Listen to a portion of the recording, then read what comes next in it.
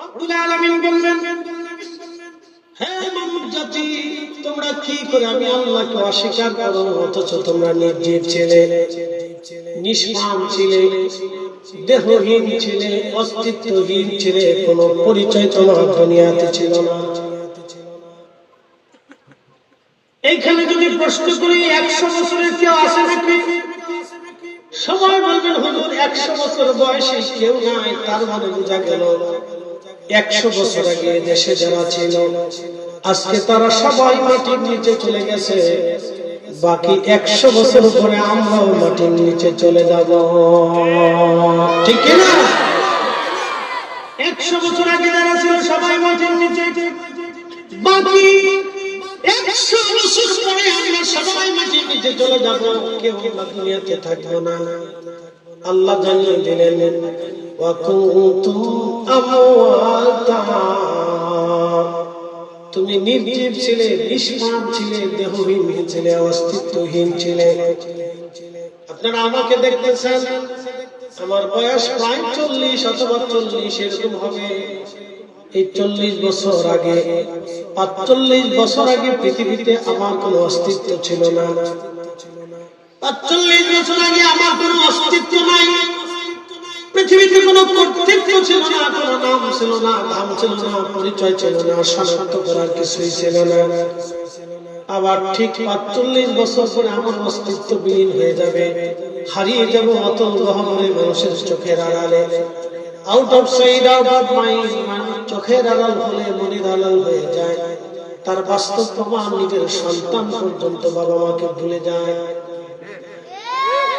হ্যাঁ, ভুলে যায়, মনে রাখে না, হঠাৎ মনে পড়ে, আরে আব্বা, আরে মা, কাজে কর্মে, ব্যবসা বাণিজ্যে, সন্তানের আদর, নাতি নাতনির মোহে একসময় নিজের বাপ মাকে ভুলতে বসেছে।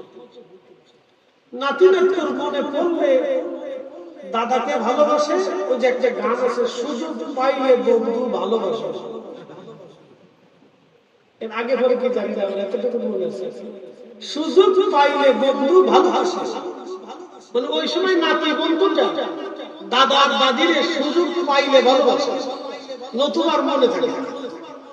পুতির যেমন আসলে ও দাদা নাতি নাতি কোথায় চলে গেছে ওর খবরই নেই।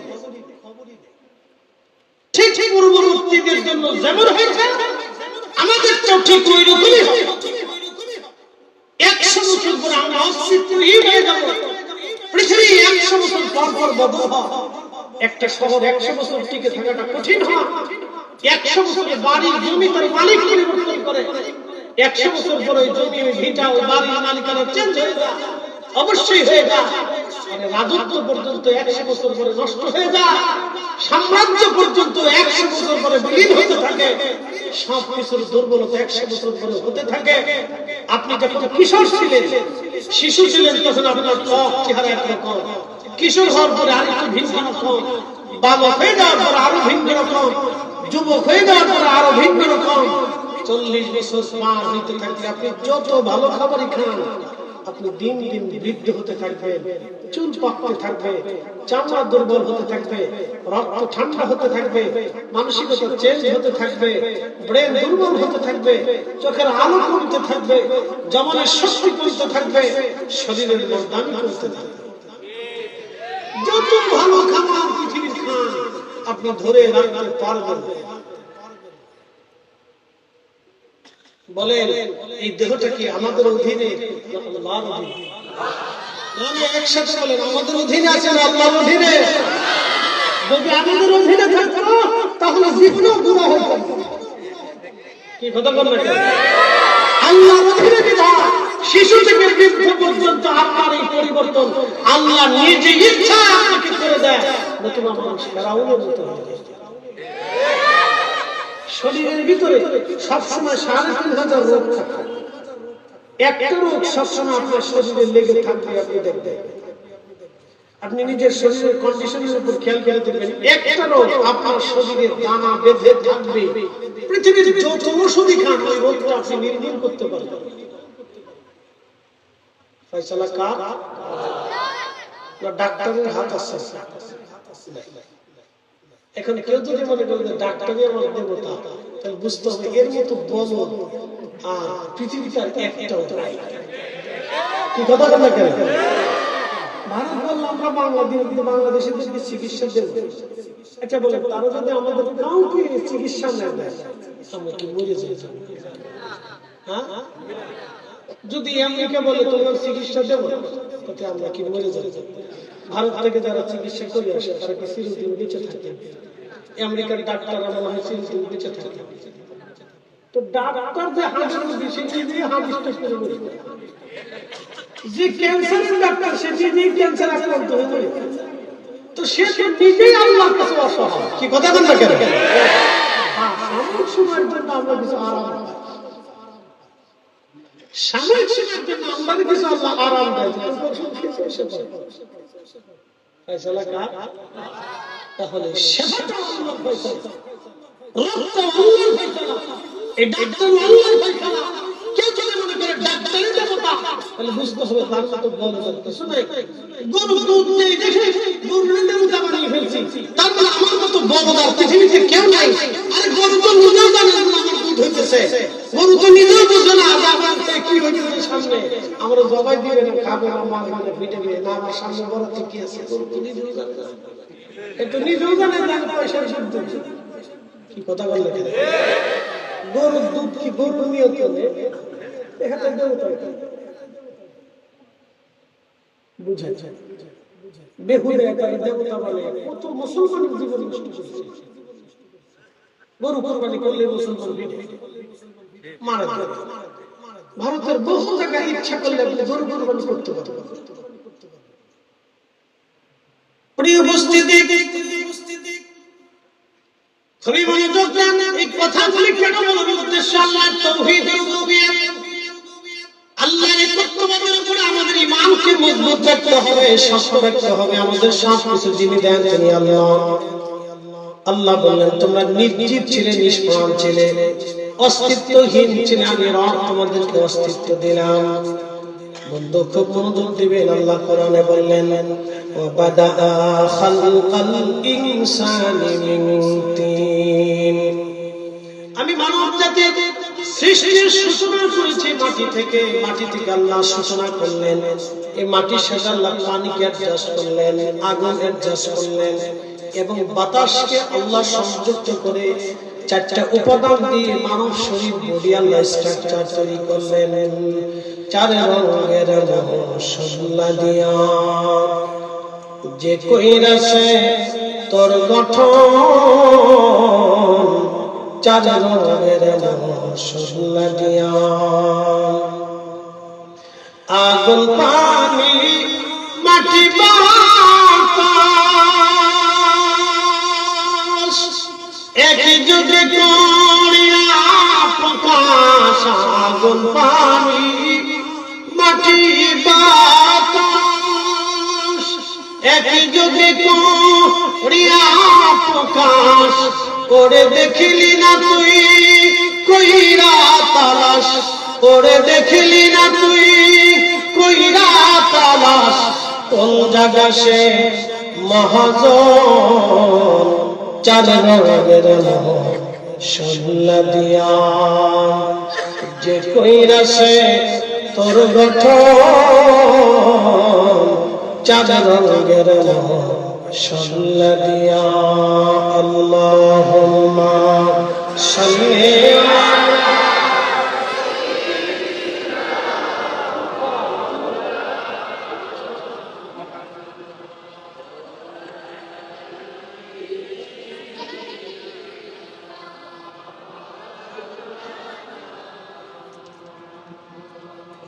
পড়ে যাও রে মাহফিলে, যাও রে নূরে মদিনায়। আমাদের দুরূদ পৌঁছে দিও নূর নবীজির পাক রওজায়। আল্লাহুম্মা সাল্লি আলা মাশাআল্লাহ আল্লাহু আকবার।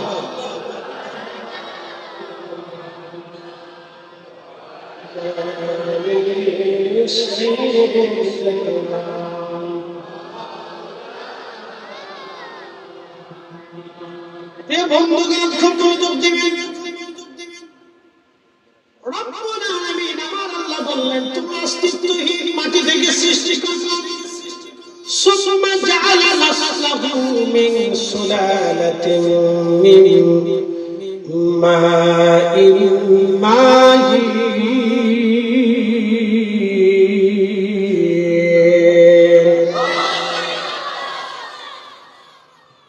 আল্লাহ বংশ বিস্তার করলেন।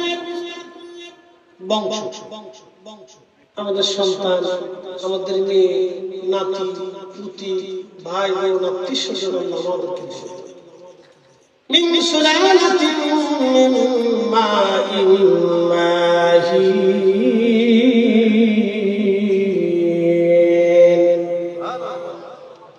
আল্লাহ আমাদেরকে বলবেন হে বান্দা, মানুষের নির্গত নির্যাস একটা পানি থেকে আল্লাহ মায়ের রেহেমে সেবজনের ভিতরে আল্লাহ রাব্বুল আলামিন আমাদের ওই পানিটাকে আমার আল্লাহ মায়ের পেটের মধ্যে রিফাইন করতে লাগলেন। 40 দিন রিফাইন করার পরে ওই পানিটা রক্তপিণ্ড হয়। বাকি 40 দিন রিফাইন করার পরে রক্তপিণ্ডটা গোশতখণ্ড হয়। গোশতখণ্ড হওয়ার পরে বাকি 40 দিন রিফাইন করার পরে চোখ মুখ মাথা দিয়ে একটা মোটামুটি স্ট্রাকচার আল্লাহ তৈরি করেন। এরপর আল্লাহ জিব্রাইলকে বললেন জিব্রাইল 120 দিনের মাথায় জিব্রাইলকে আল্লাহ বললেন জিব্রাইল আমার রূহের জগৎ থেকে রূহ নামক ইঞ্জিনটা এনে আমার বান্দার দেহের ভিতরে ফিট করে দাও, ফুঁকে দাও। রূহ এনে আল্লাহ রাব্বুল আলামিন আমার দেহের ভিতরে আমার মায়ের পেটের মধ্যে 120 দিনের মাথায় আপনাকে এবং আমাকে আল্লাহ মায়ের রেহেমের ভিতরে 120 দিনের মাথায় আল্লাহ আমার দেহের ভিতরে রূহ নামক ইঞ্জিনটা ফুঁকায় দিলেন। একসাথে বলবেন কি আল্লাহু আকবার। এ শুনে আল্লাহর সৃষ্টির চরিত্রমাত্র দেখেন।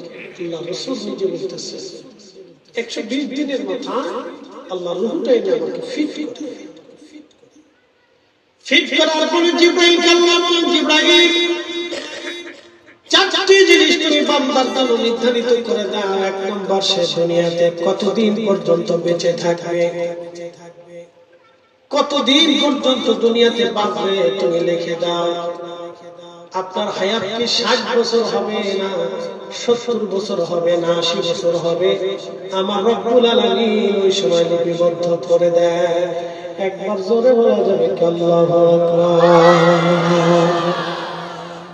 আমরা কার কাছে অসহায়? একসাথে বলতে হবে কার কাছে? কিচ্ছু করার না। হায়াত শেষ হয়ে গেলে কারো কিচ্ছু করার নাই। একবার চিরসত্য হায়াত শেষ হয়ে গেলে কারো কিচ্ছু করার নেই। চিরসত্য শেষ সে আপনি কি আর আমি কি? আমরা সবাই আল্লাহর শক্তির কাছে অসহায়। পৃথিবীতে রব ছাড়া আর কোন রবের অস্তিত্ব নেই। লা ইলাহা ইল্লাল্লাহ। আল্লাহ ব্যতীত আর কোন মালিক নেই, কোন খালিক নেই, কোন রব নেই। আল্লাহই আল্লাহ, তিনি ওয়াজিব ফিলিয়ে। কথা বলেন ঠিক ঠিক। কোন সন্দেহ? কখনো তোমাকে যদি ভুলি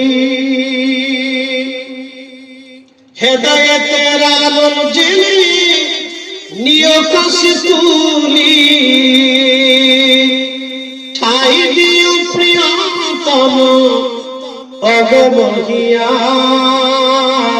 অগমহিয়ান। তুমি রহমান, তুমি মেহেরবান। অন্ধ গাহে না শুধু তোমারি গুণগান, বুঝে না তবু শান। তুমি রহমান, তুমি মেহেরবান। আল্লাহুম্মা সাল্লি আলা। আচ্ছা ঠিক আছে সিরে কইতে না ওয়া আলা আলি সাইয়্যিদিনা।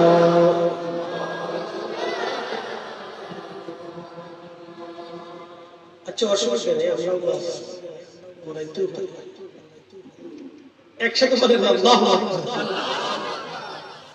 সবকিছুর মালিক কে? হায়াত কতদিন পর্যন্ত থাকবে আমরা কে? প্রিয় উপস্থিতি খুব মনোযোগ দিবেন। হায়াত কতদিন পর্যন্ত পৃথিবীতে থাকবে আমাদের জানা নাই। চারটি জিনিস আল্লাহ মায়ের রহিমের ভিতরে লিপিবদ্ধ করে দেন। এক নম্বর হায়াত, দুই নম্বরে রিজিক, দুই নম্বর কি? একসাথে বলেন।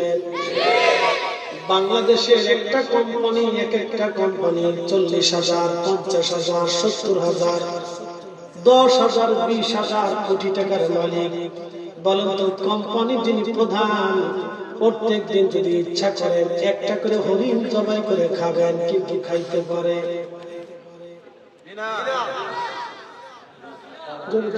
পারে? যদি ইচ্ছা করে প্রত্যেক দিন একটা খাসি কাবাব খাইতে পারবে? আল্লাহ সিস্টেমের বাহিরে একটা ভাতের দানা কেউ খেতে পারবে না বেশি। যদি একটা রেখিক পাই থাকে তাহলে কারো হাত মারবেন না। কথা কথা যদি বিশ্বাস করেন আল্লাহ সিস্টেমের বাহিরে একটা টুকরা ভাতের দানা বেশি খেতে পারবে না, তাহলে আজকে থেকে নিয়ত করবেন হক কারোটা নষ্ট করব না, হক কারো নষ্ট করব না, কারো অর্থ নষ্ট করব না।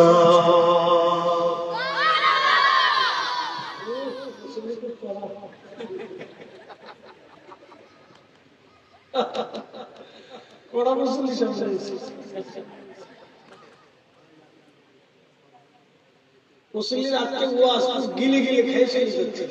কালকে সকালবেলা দেখবেন শেষ হয়ে দাঁড়ায় বেশি বেশি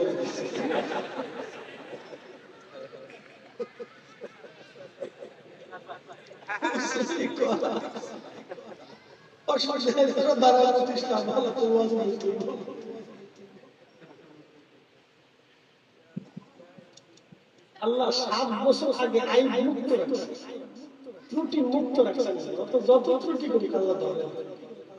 সুবহানাল্লাহ।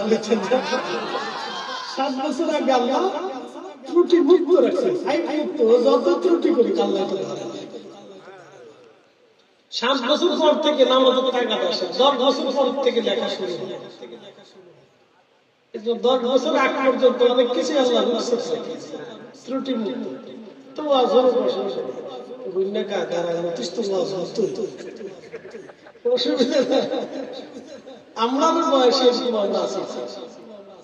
আল্লাহ ওদের এক অনুভূতি আমাদের জীবনের আরেকটা অনুভূতি। কথা ঠিক আছে না ভাই? দেখি আমাদের ইচ্ছা হয় না, আল্লাহর ইচ্ছা। এই জন্য ভাববেন যে আমাদের কোনো নিয়ন্ত্রণে কিছু এটা নিয়ে আমরা খামোখা পারাপারি করি। অনেক সময় কিন্তু বুঝি না, পারাপারি করি প্রয়োজন। এই জন্য পৃথিবীর যত অলি দেখতে তারা সফট হৃদয়ের অধিকারী থাকতে,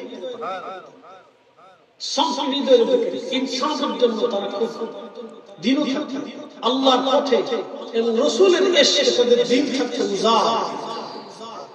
উজাড় করে দিতে।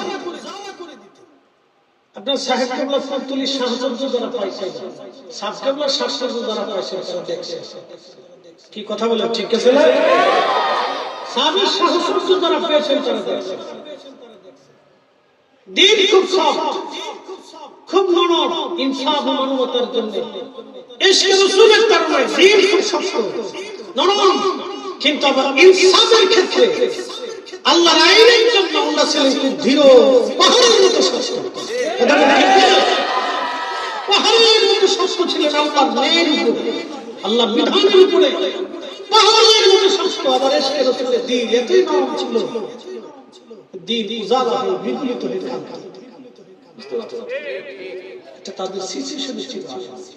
এই জন্য তারা পৃথিবীতে শ্রেষ্ঠত্ব নিয়ে চলে গেছে।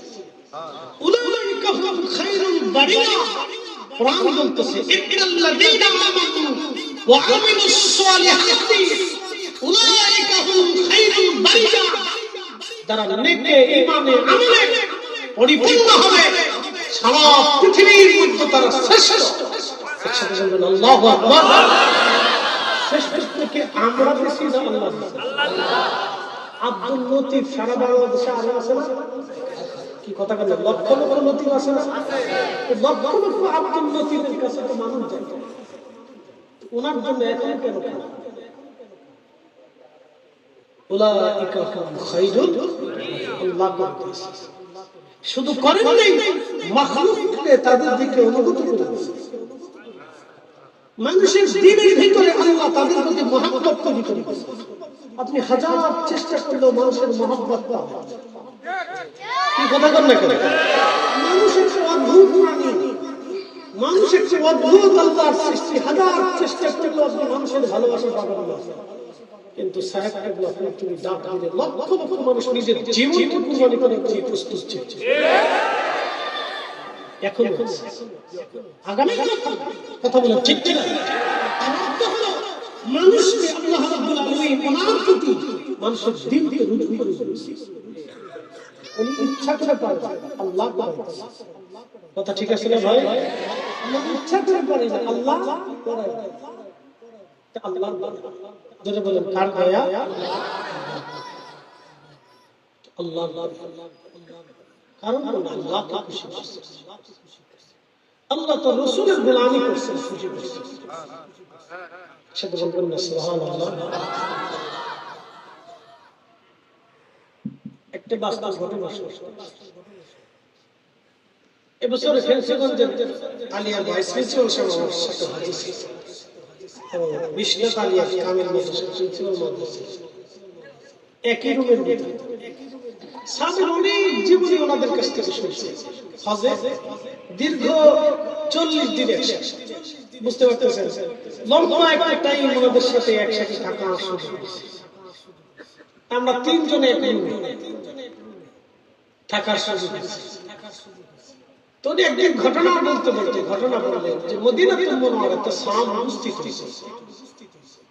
উপস্থিত হওয়ার পর সাহাব হোটেল একটু উপরে 4 তলা অথবা 5 তলা, তো রুম 4-5 তলায় গেছেন। সাহাব ঘুমিয়ে পড়ার পরে ঘুম থেকে হঠাৎ উঠে খুব কান্নাকাটি করতেছে। দ্রুত মানে খুব কান্নাকাটি, কাঁদতে কাঁদতে বেহুশের শব্দ। বলতেছে আমার দ্রুত নিচে নামা, আমাকে দ্রুত নিচে নামা। সবাই তো আর সাজে ঘুরে যেতে পারে না, ওনার সহধর্মী সাথে আছে। যাই হোক উনি তারা দ্রুত গতিতে বললেন যে তাড়াতাড়ি নিচে নামা। পরে সাহাব বললেন যে আমি উপরে আসছি, আল্লাহ রাসূল আমাকে স্বপ্ন দেখায় বললেন আব্দুল লতিফ তুমি উপরে কেন? তুমি মদিনাতে আসছো, তুমি উপরে কেন? একসাথে বললেন আল্লাহু আকবার। কথা বুঝেন না? এটা তাজিমে রাসূল, ইসমে রাসূল। আল্লাহ রাসূল বলতেছেন তুমি উপরে থাকতে পারবা তো? আমি রাসূলুল্লাহ রওজা শরীফের তুমি পাঁচতলার উপরে কোনো তাড়াতাড়ি নিচে আসো। সাহাবকে বলে কেঁদে কেঁদে হায়াত হয়ে গেলেন, বলতো আমাকে দ্রুত গতিতে নামা, আমি এখানে থাকবোই না। দ্রুত গতিতে পাগলের মতো নিচে নিচে সাথে বলবেন আল্লাহু আকবার। এসে রাসূল আদম রাসূলের গলায় নিজেকে বিলীন করে এখানে আপনি হাজার মানলেও ইয়া নবী সালাম আলাইকুম বললে আমরা বসে থাকতে পারবো। আপনার মানে গাইলে না, কাফের বলে না, বেদাতি বলে না, সাদাতি বলে না, জানেন না কেন? ও সাদাতি সুন্নাতের নাই। আমাদের কাফেররা রাসূলকে দেখতেন, রাসূলের সাথে তাদের বেদাত হতো। কথা বলেন ঠিক কিনা?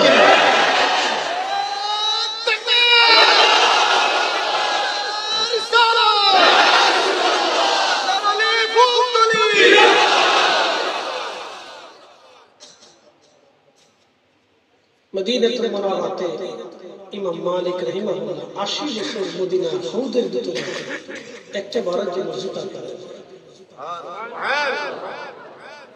একটা বারের জন্য জুতা পরে নিজের থুতু পর্যন্ত মদিনার সীমানার মধ্যে কোনো ফেলে না। আপনি বুঝতে পারতেছেন 80টা বছর একজন মানুষ নিজের থুতুটা মদিনার সীমানার ভিতরে পড়ে আছে। আর আমার দেশের যে আদব ছেলেগুলি রাসূলের দুরূদ আর সালাম নিয়ে ব্যঙ্গ করতেছে। মানুষের একটু সেন্স তো থাকা উচিত যে শব্দগুলি কার আল্লাহুম্মা সাল্লি আলা সাইয়্যিদিনা মাওলানা মুহাম্মদ। আমার রাসূলের নামের শব্দ সাইয়্যিদিনা মাওলানা আমার রাসূলের নামের লকাবগুলি তো লজ্জা করা উচিত। তোদের বোঝা উচিত যে শব্দগুলির ভিতরে আমার রাসূলের নাম জড়ানো। ইয়া নবী সালাম আলাইকুম, তোমার কাছে ভালো লাগে না সেটা তোমার ব্যক্তিগত বিষয়, কিন্তু শব্দগুলির সাথে আমার রাসূলের নাম জড়ানো। আচ্ছা বলেন তো আপনি আমার মায়ের নামটা নিয়ে ব্যঙ্গ করলে আমার কলিজায় ব্যথা লাগবে না? আপনি বুঝছেন যে রাসূলের নাম নিয়ে ব্যঙ্গ করা দুরূদ তোমার পছন্দ হয় না, তুমি পড়ো। কথা ঠিক আছে না ভাই? তোমার পছন্দ নেই তুমি পড়ো, তোমার সালাম দিতে মন চায় না তুমি দিও। আমরা তো তোমার জোর করে দেওয়া না, আমার রাসূল জোর করে তোমার যে দুরূদ পড়াইবে না, আল্লাহ পড়াবে না। আল্লাহ তোমার যে পড়াইবে না বিধান আল্লাহ কোটি কোটি ফেরেশতা নিয়ে যেতে করে রাখছে রাসূলের দুরূদ সালাম করার জন্য।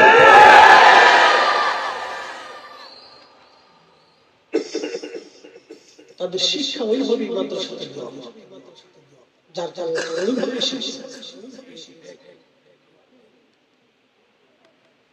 প্রিয় উপস্থিতি, হাজিরিন খুবই মনোযোগ দিয়ে শুনবেন। রব্বুল আলামিন আমাদেরকে জানাইলেন, হে আমার বান্দা, তোমরা কিছুই ছিলে না, এক সময় নিষ্প্রাণ নির্দেহ ছিলে। আহা, আপনি একটু নিজের বেলা চিন্তা করেন আর রাসূলের বেলায় আপনি একটু চিন্তা করে দেখেন। আল্লাহ ডাক দিলেন, তোমাদেরকে জীবন দিলাম, তোমাদের জীবন দিয়া সূর্য দিলাম, আকাশ দিলাম, পৃথিবী দিলাম, তোমাদেরকে দিলাম, স্ত্রী দিলাম, সন্তান দিলাম, বিবি দিলাম, তোমার জীবনের যা যা প্রয়োজন ছিল সব দিলাম, যা যা প্রয়োজন ছিল সব দিলাম, সব দিলাম, সব দিলাম, কিছুই আমি আল্লাহ বাকি রাখলাম না, সব আমি তোমাকে দিয়ে দিলাম। বান্দারে শোনো বান্দা, এরপরে অবশ্যই তোমার মরণ আমি আল্লাহ দেব। মৃত্যু আসার পরে আবার কবরের জিন্দেগিতে তোমাকে জিন্দা বানাবো, আবার তোমাকে ওই জগতে জীবন দিব। সুম্মা ইলাইহি তুরজাউন, আবার তোমাকে আমি রব আমার নিকটে তোমাদেরকে উপস্থাপন করাবো। তোমরা অবশ্যই আমার কাছে ফিরে আসবা, তোমরা অবশ্যই আমি আল্লাহর কাছে ফিরে আসবা।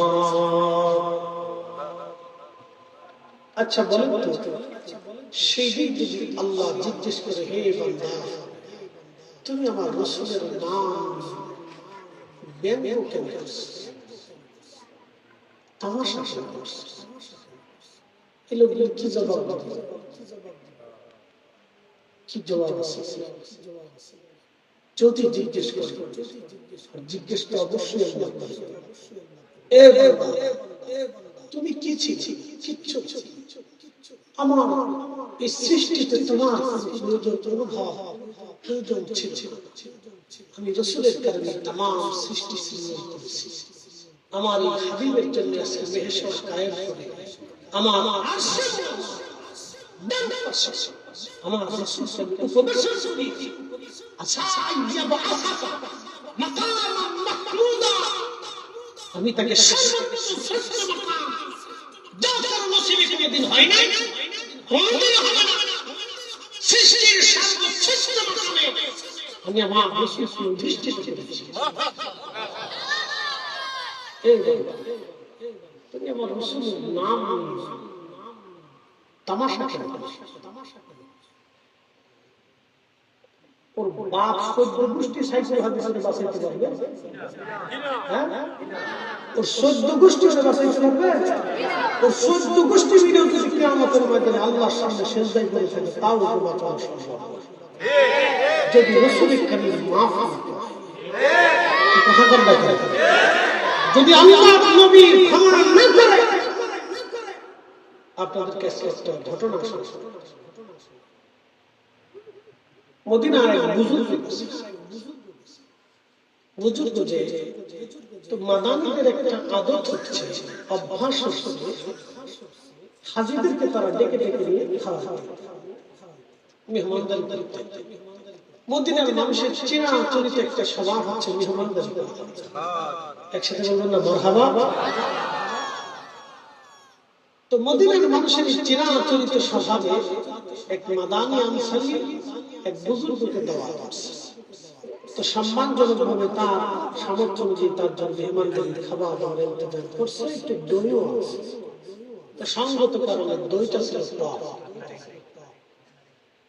তো বুজুর্গ দই খাওয়ার পরে বলতেছে না দই খাবো না, মদিনার দই টক। শুধু এই কথাটা বলে চলে আসছে।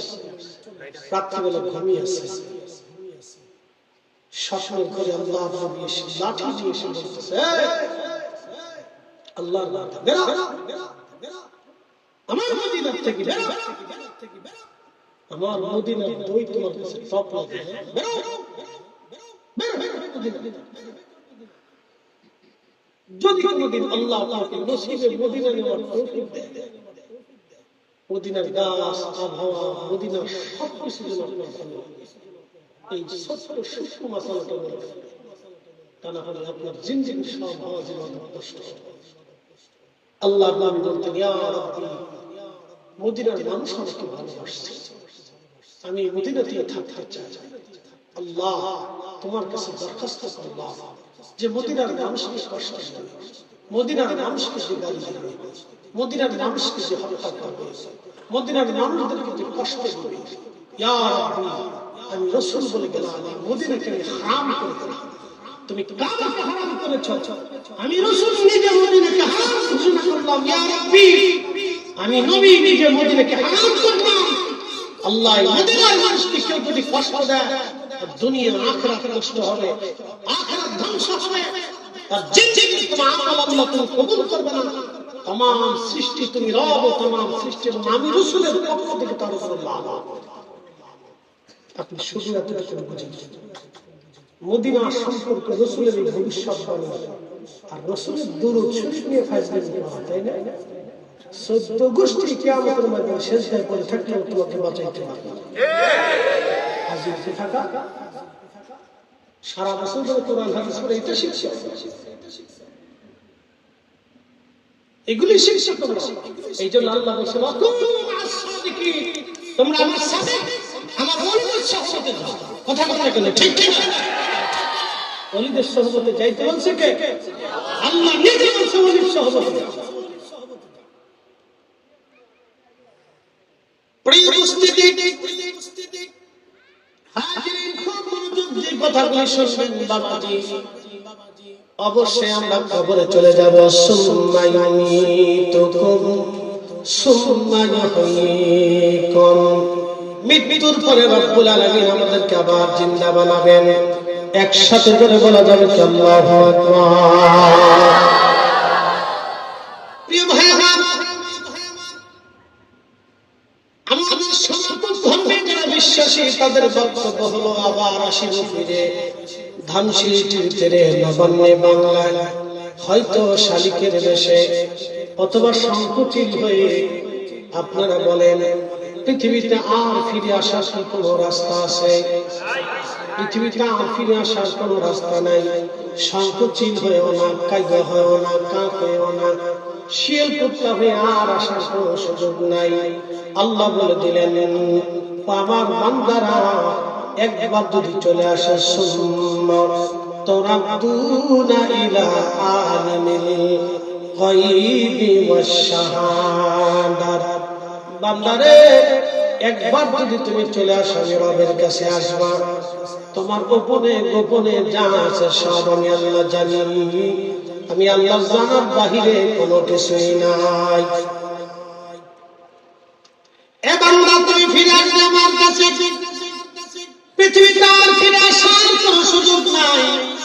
পৃথিবীতে আর কোনো ফিরে আসার সুযোগ নাই।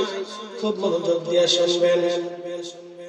কবর যে সত্য তার একটা বাস্তব প্রমাণ আমি আপনাদের সামনে উপস্থাপন করি।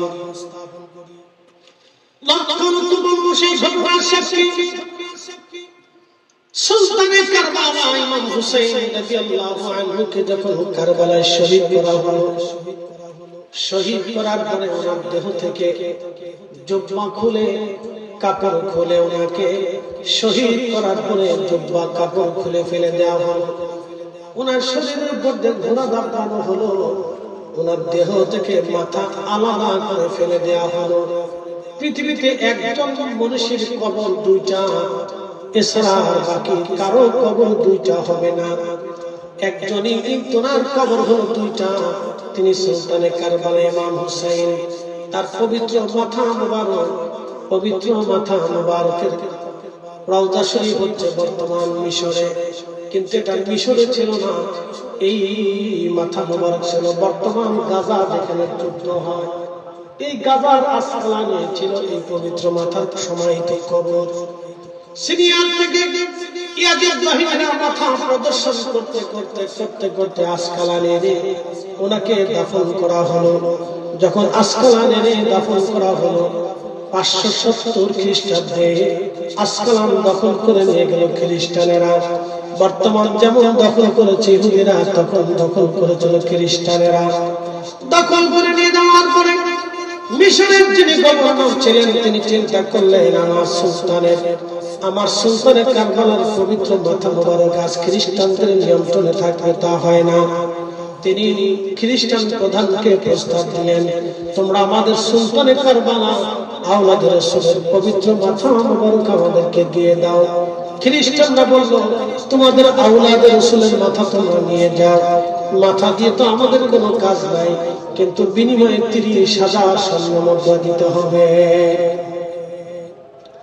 মিশরের বাদশা বললেন, 30,000 স্বর্ণ মুদ্রা তোমাদেরকে দিয়ে দেব, কিন্তু আমাদেরকে মাথা মোবারক নিয়ে আসার সুযোগ দাও।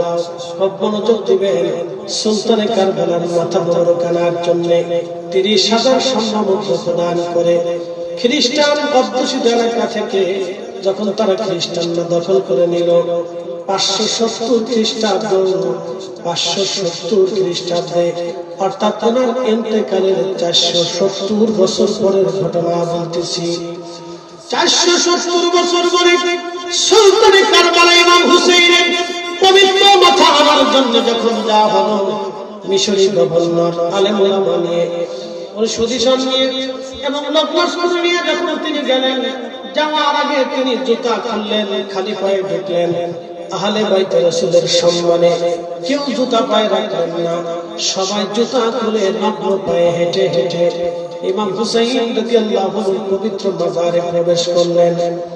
মাটি শরীর পবিত্র মসনদ 470 বছর পরে ওনার কবর থেকে, ওনার মাজার থেকে 470 বছর পরে যখন মাথা উঠাইতে গেলেন, সমস্ত মাটিগুলি সরানোর পরে লক্ষ্য করলেন 470 বছর আগে ইমাম হুসাইনকে যেইভাবে দাফন করা হয়েছিল, ঠিক ওইভাবে 470 বছর পরে ওনার পবিত্র দাড়িও নষ্ট হয় নাই, চেহারার লাবণ্যতা নষ্ট হয় নাই, ঠোঁটের লাবণ্যতা নষ্ট হয় নাই, চুলের লাবণ্যতা নষ্ট হয় নাই। ওনার পবিত্র মাথা তখনও জিন্দা, কাটা অংশ থেকে ফুটায় ফুটায় রক্ত তখনও প্রবাহিত হচ্ছিল। আর এত সুন্দর সুঘ্রাণ আসতেছিল, পৃথিবীর কোন আতরের সুঘ্রাণে এমন সুঘ্রাণ পাওয়া কঠিন ভাবে খুঁজে পাওয়া যাবে না। একবার জোরে বলা যাবে কি আল্লাহু আকবার। আল্লাহ বলেন, আইয়াতুহান নাফসুল মুতমাইন্নাতু রজিই ইলা রাব্বিকি রাদিয়াতান মারদিয়া ফাদখুলি ফি ইবাদি ওয়াদখুলি জান্নাতি।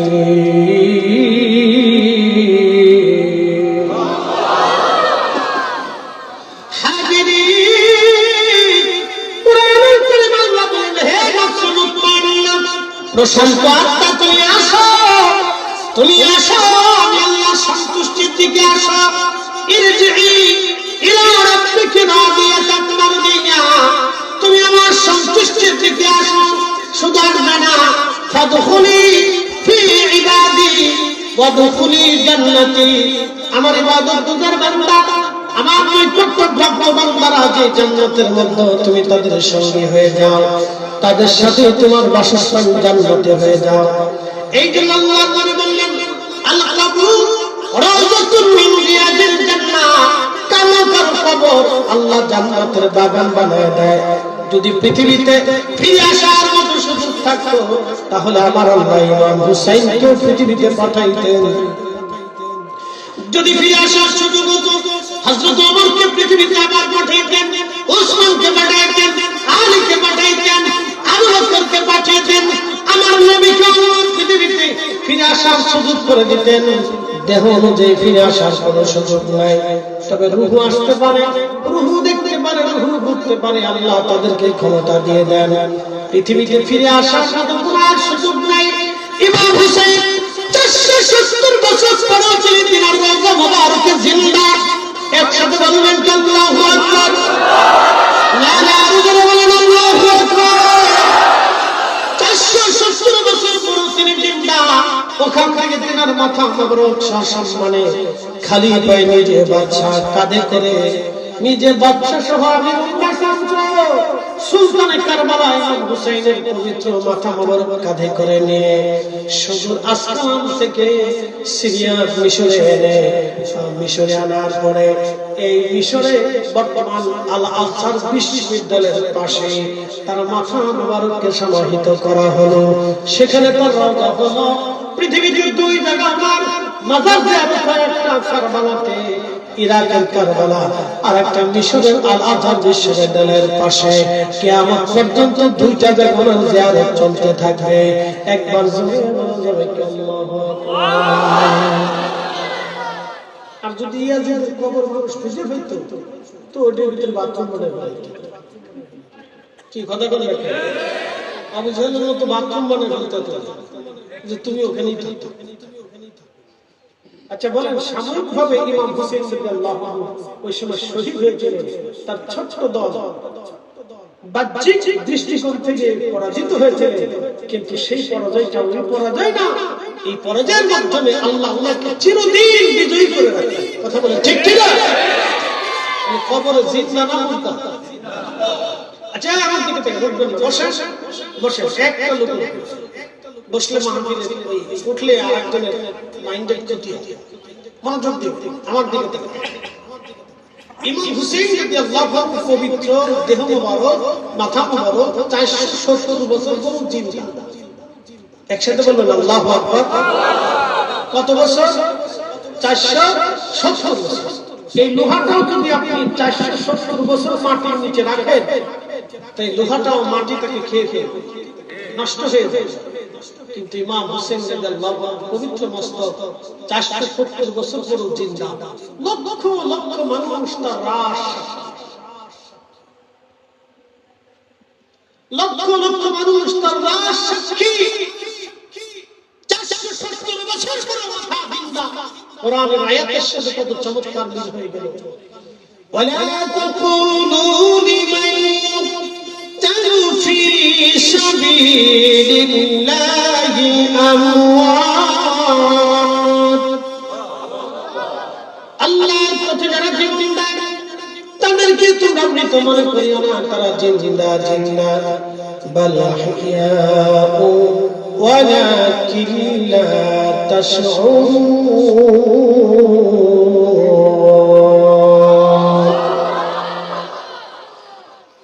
তোমরা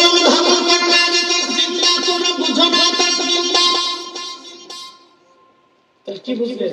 ইসলাম হক না বেহক? না না, বাস্তবতা থেকে বলেন ইসলাম হক না বেহক? ইসলাম এতই সুনির্দিষ্ট একটা ধর্ম, আপনাকে বারবার প্রমাণ দিচ্ছে, বারবার সেটা প্রমাণ হয়েছে যে ইসলাম সত্য। 470 বছর পরে ইমাম হুসাইন রাদিয়াল্লাহু আনহু পবিত্র মস্তক তখন ওইভাবে 470 বছর পরে তাজা। ওনার পবিত্র মস্তক থেকে তখন ফুটাই ফুটাই তাজা তাজা রক্ত আসতেছিল, সুবহান বলতেছিল। 470 বছর আল্লাহর নবী মদিনার রাস্তা দিয়ে হেঁটে যাচ্ছেন তো বলেন ওয়া আলাইকুম আসসালাম ওয়া রাহমাতুল্লাহি ওয়া বারাকাতুহু। সাহাবীরা বলেন ইয়া রাসূলুল্লাহ, ইমাম সুয়ুতী হাসান সুয়ুতী বর্ণনা করেছেন, আল্লাহর নবী বললেন, সাহাবীরা বলেন ইয়া রাসূলুল্লাহ, কে সালাম দিল আপনি জবাব দিলেন? বলেন সাহাবীরা, আমার জাফর উড়ে উড়ে যাওয়ার সময় আমাকে সালাম দিয়েছে। জাফর রাদিয়াল্লাহু আনহু তিনি মুতার যুদ্ধে শহীদ হয়েছিলেন। এই শুনে নেন, মুসলমান কোনদিন আধিক্যতায় বিজয় অর্জন করে, অধিক সৈন্য দিয়ে মুসলমানদের কোনদিন বিজয় হয় না। মুসলমানরা সারা জীবন অল্প সৈন্য দিয়ে বিজয় হয়েছে। মুসলমানদের বিজয় হয়েছে দোয়া, আল্লাহর সাহায্য এবং ঈমানি বলের কারণে। কোটি কোটি সৈন্য দিয়ে মুসলমানরা কোনদিন যুদ্ধে বিজয় করতে পারে না। কোন নমুনা ভারত মহাদেশে মুসলমানদের বিজয় হয়েছে অল্প সংখ্যক সৈন্য। আবার গাজওয়াতুল হিন্দ, আল্লাহ রাসূল বলেছেন গাজওয়াতুল হিন্দ লাগবে, হিন্দুস্তানের যুদ্ধ হবে। 3 ভাগ মুসলমানের, 2 ভাগ, 1 ভাগ পালিয়ে যাবে, 1 অংশ শহীদ হবে, মুসলমানের রক্তে হাঁটু পর্যন্ত রঞ্চিত হবে, আর 1 ভাগ অল্প সংখ্যক মুসলমান টিকে থাকবে। তারা আল্লাহর উপর ভরসা করে কঠিন যুদ্ধে কোটি কোটি বিধর্মী বাহিনীর সাথে তারা লড়াই করবে। এই অল্প সংখ্যক মুসলমানদের বিজয় হবে। একসাথে বলবেন আল্লাহু আকবার। না আরো জোরে বলেন, জোরে বলেন। আর সেদিন এই জমিন শিরক মুক্ত হবে। একসাথে বলবেন আল্লাহু আকবার। আরো জোরে জোরে জোরে জোরে জোরে। তখন এই জমিন শিরক মুক্ত হবে। তখন এই জমিনে পূজা অর্চনা শিরক, কিন্তু তার আগে অনেক রক্ত হবে। 1 ভাগ পালাই যাবে, তারা পালাই, যারা পালিয়ে যাবে তারা জাহান্নামে। রাসূল বললেন যারা শহীদ হবে তারা জান্নাতি, এবং যারা যুদ্ধ করবে তারাও জান্নাতি। একসাথে বলবেন আল্লাহু আকবার।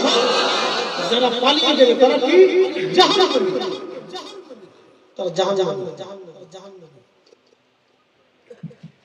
মুতাকান্তরে কাফেরের সংখ্যা ছিল 2 লক্ষ, মুসলমান ছিল মাত্র 3000।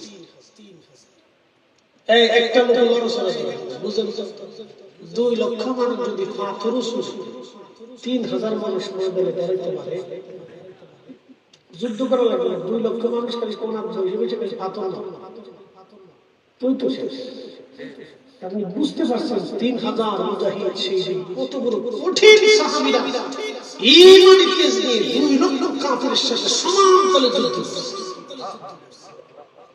একসাথে জোরে বলেন আল্লাহু আকবার।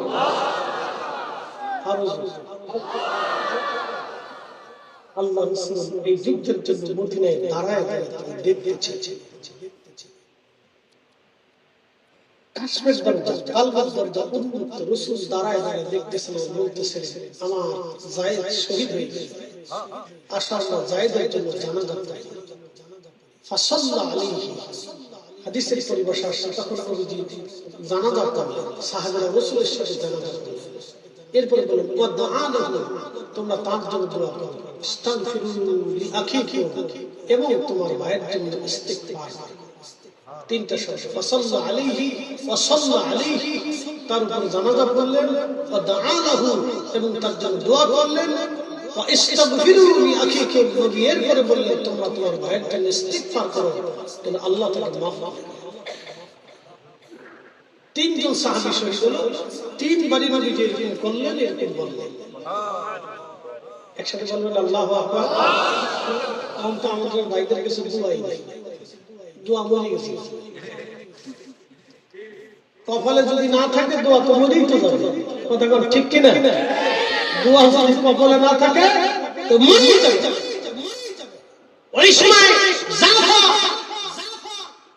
যুদ্ধের ময়দানে কালিমার পতাকা হাতে নিয়ে যুদ্ধ করতেছিলেন, কাফেররা তার জান কেটে কেটে পতাকা বাম হাত দিচ্ছে, কাফেররা আবার বাম হাত কেটে কেটে। ওনার ফোন হচ্ছে আমি পতাকা জলে পড়তে দেব, হাত নাই রক্তের ফোয়ারা চলতেছে, ওই অবস্থায় পতাকা কামড় দিয়ে দিল। কাফেররা তাকে কুকুর চুপুরি আঘাত করতে লাগলো, তিনি জমিনে পড়ে গেলেন, কিন্তু কালেমা বুকের উপরে রেখে মারা গেলেন। একসাথে বলবেন আল্লাহু আকবার, নামাজ জোরে বলেন আল্লাহু আকবার। আল্লাহর নবী বললেন সাহাবীরা, আমার জাফরের দুইটা হাতের বদলে আল্লাহ দুইটা পাখা বানিয়ে দিয়েছে, এই পাখা দিয়ে আমার জাফর আটটা জান্নাতের যেখানে খুশি সেখানে উড়ে উড়ে বেড়াবে। আমার জাফর আমার সামনে দিয়ে যাওয়ার সময় আমাকে সালাম দিয়েছে, আমি তার সালামের জবাব দিয়েছি। শহীদরা মরে, একসাথে বলেন মরে, বলে কিল্লাতে শুহুদ, আপনি বুঝেন ওলিরাও মরে না, আপনি বুঝেন তাদেরকে আল্লাহ জিন্দা রাখে, আপনি বুঝি। এইজন্য ইসলামের পক্ষে, আল্লাহ দ্বীনের পক্ষে আমাদেরকে, সুন্নাতের পক্ষে দৃঢ় থাকতে হবে। মনে রাখবেন আমরা আকাবিররা কোনদিন বেদাতি ছিলেন না, কাউকে বেদাতি থেকে ওলি বানায় না। এই কথা কেন বলেন জোরে বলেন, বদ আকীদাধারী কোন বেদাতিকে আল্লাহ ওলি বানায় না। আমার রাসূল তার সাথে দেখা যায় না, আমার আল্লাহ তাকে তার বন্ধু বানায় না। কথা বলেন না কেন? নিশ্চিন্তে এই মাযহাব মাসলাকের সাথে লেগে থাকবেন, গান দিয়ে কমর দিয়ে। মনে রাখবেন এই সমস্ত মাসলাকে মানবে, মাযহাবে ওলি তৈরি হয়েছে, ওলি তৈরি হয়েছে, আল্লাহ প্যারা করবেন, রাসূলের আশিক করবেন। অতএব শ্রেষ্ঠ জামাত, সব জামাত